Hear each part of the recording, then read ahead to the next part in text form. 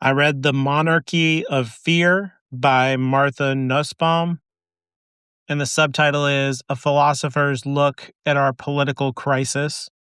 This came out in 2018, so during the first Trump administration, and I've never read this book before. It's a work of popular philosophy, which is to say that it's philosophy for people who are not in an academic career. So it's not loaded down with lots of jargon and citations and trying to push forward necessarily a deeper understanding of the branch of human knowledge that is philosophy per se. But she does offer some ideas in the book that are original to it. She's more trying to address regular people, I guess, and how they might be feeling in a polarized political climate and try to explain in terms of emotions what some of the root causes for that polarization might be. And I guess she talks about how she specializes in philosophy of emotions. And the entire approach of the book is to break down various emotions and how they relate to political ideation and action. The title, Monarchy of Fear, kind of talks about the idea that fear as an emotion takes us over and kind of rules over us in a way that is like an absolute monarch. So it is kind of intrinsically undemocratic. And the emotion opens the door when people are scared to being taken over by a strong leader. People just want simple answers that mitigate their fears. They want control. They don't want dialectical debate, democratic sensibilities. They want clear, swift action with decisive outcomes. And all of that is poisonous for a healthy representative democracy and makes for poor long-term planning for a country like America. And so fear becomes a useful tool for political parties to stir people up in a way that makes them easier to sway with polarized, simplistic arguments about human tendencies, right? And it also preys on real problems in the world. And so things like rising financial inequity, higher costs of healthcare and secondary education, college, university, that kind of thing, stagnating wages, and a general kind of sense of powerlessness in the culture are all fear inducing for good reasons. She points out, like there are things that are worth being afraid of, but the answer is to recognize our fear, and then we need to be able to set it aside and cultivate a sense of hope about what we want to actually create for our future, and not to merely submit to simple answers. She goes through several other emotions as well, all of the classic core emotions that are kind of primary in terms of like neurological research. So like disgust, anger, envy, and how these emotions can hook up to fear or can be combined in various different ways that create different political vectors that all are kind of toxic to a balanced discourse that doesn't flatten your political enemies into monsters who need to be, extinguished. And so like she talks a lot about, for example, disgust being related to racism. And so, like in the Jim Crow South, you'd get situations where in the restaurant, the cooks and everybody in the back of the house that are making the food are all Black, and yet in the front of the house, Black people are not allowed to eat there. And if a Black person does eat in the sight of white people, then the fork and dishes and glass they use and all that stuff would have to be thrown away because it's disgusting to see them eat and be in their presence and possibly share their dishes at some point, no matter if they were washed or not. But there's an intrinsic contradiction there because the food was prepared by Black people, and yet they're fine with eating that, but they feel disgust in seeing the Black person doing what they are doing, what the white people are doing, in eating the food at the restaurant and enjoying being in a restaurant. And so there's a lot of she never says this, but mimetic envy is what it reminded me of, where you see somebody who has a thing that you desire, or there's a exclusive position and many people want that position, like the presidency of the United States. And then it creates this toxic competitiveness and culture of envy in status that has very little to do with what is healthy or beneficial for a government. Since I've only read it once, I'm hazy on what exactly she's asking for, she doesn't seem to be in favor of a more stoic approach or a less emotional approach, but maybe just merely to understand the role that our emotions are playing in the whole process and how these can lead to, she cites, the fall of Rome and the life of Cicero and things like that.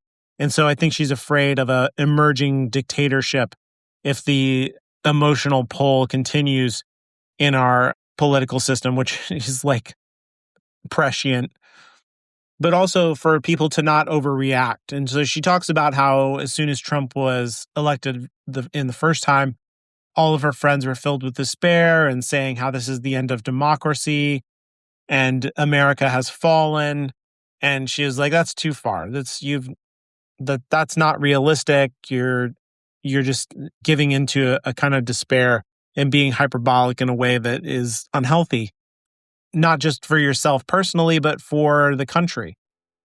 And she talks about misogyny and the culture of misogyny as it relates to, the defeat of Hillary Clinton, the rise of Donald Trump, and how the right reacts to women politically. And she talks about working class people. And I struggle with this part of the book. I'm a working class guy. I have 2 jobs and I work, 14, 15 hours a day.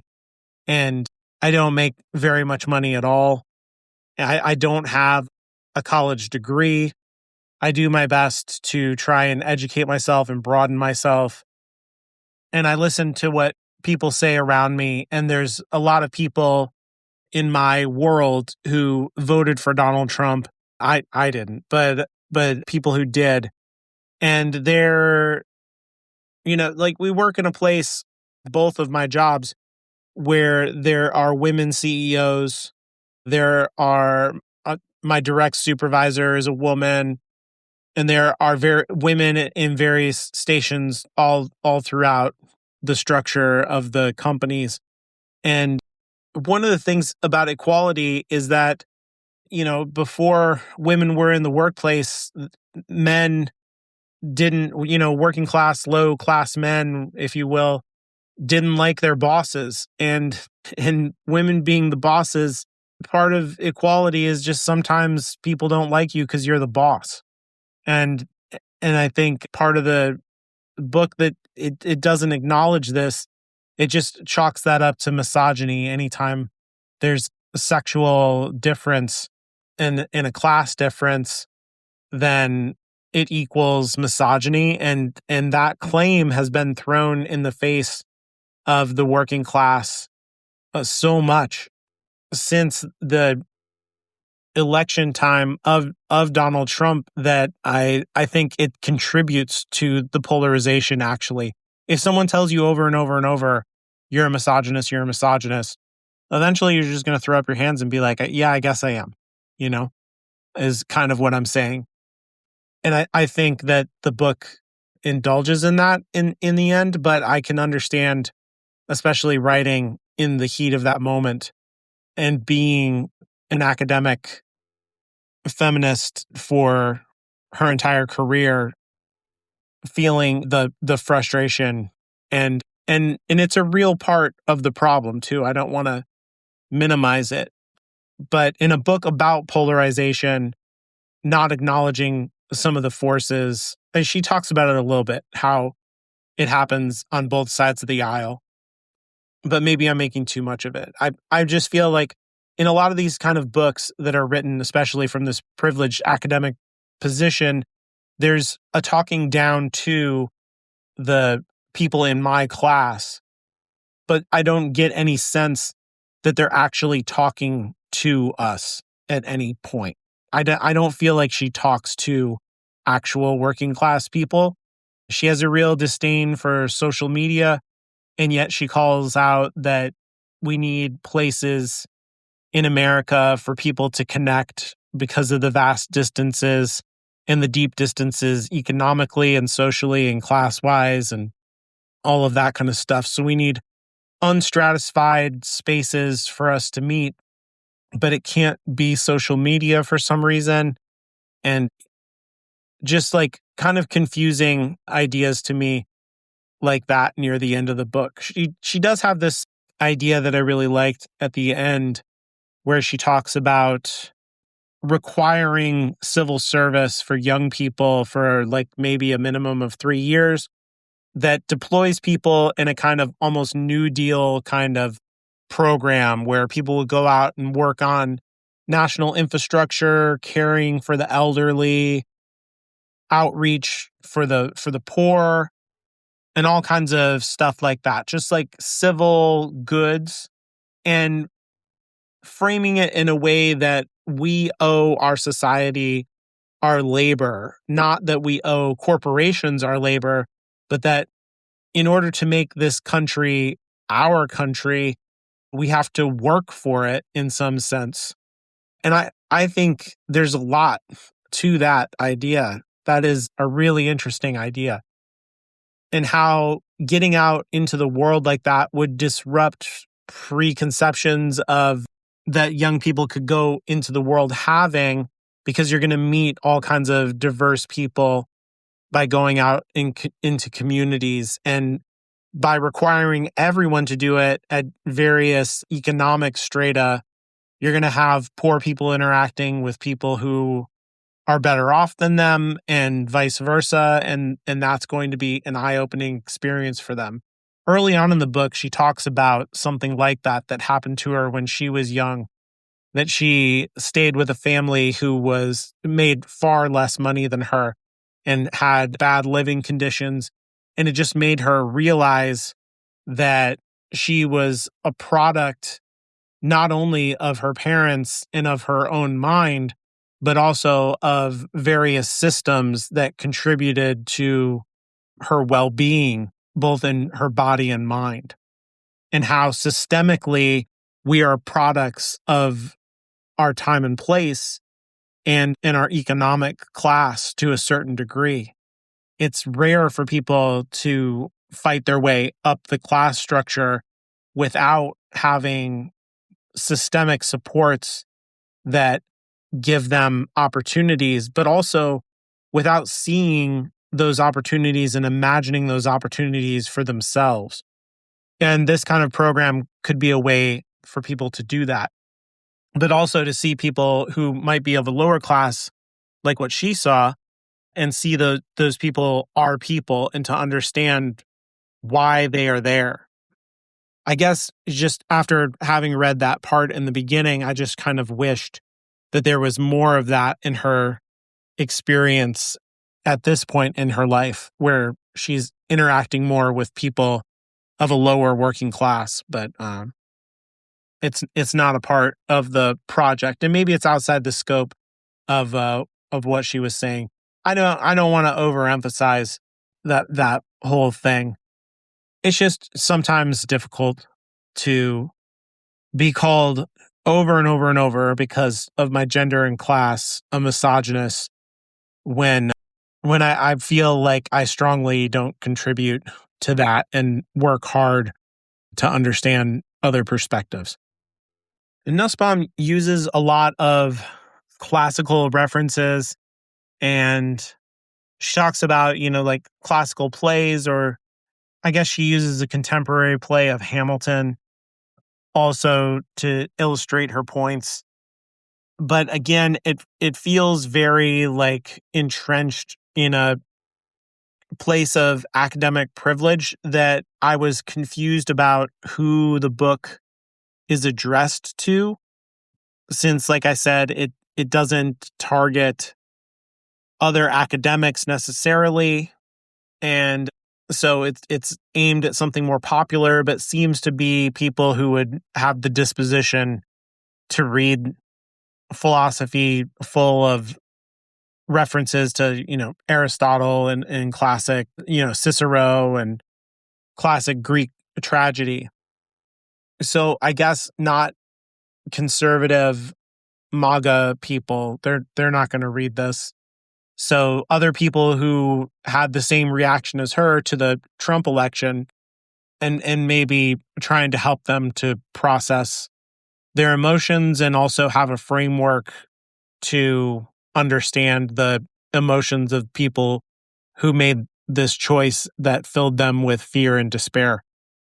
I guess I felt like the book never articulated that, or if it did, I missed it. I'll have to reread the book for sure.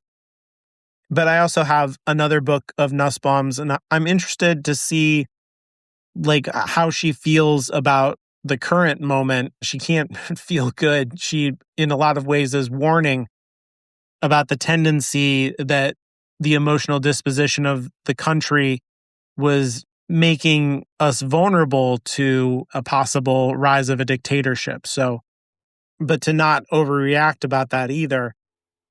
And so I'm guessing she didn't take the reelection of Trump very well. But I wonder if she would change her approach if she was writing this book again, given everything that happened. Probably not. She has really good points about how emotions interact with the political system, but I don't know, it just put me in the mind of other political philosophy that I've read. And this book, it also like teeters in between political and a philosophy of emotion in a way that is interesting, but is confusing to me. I'm not sure what the project aims to accomplish other than, I guess, just like a discursive laying out of how emotions play a part in the political process, but also a call for a more level-headed approach to political planning in the future. I don't know.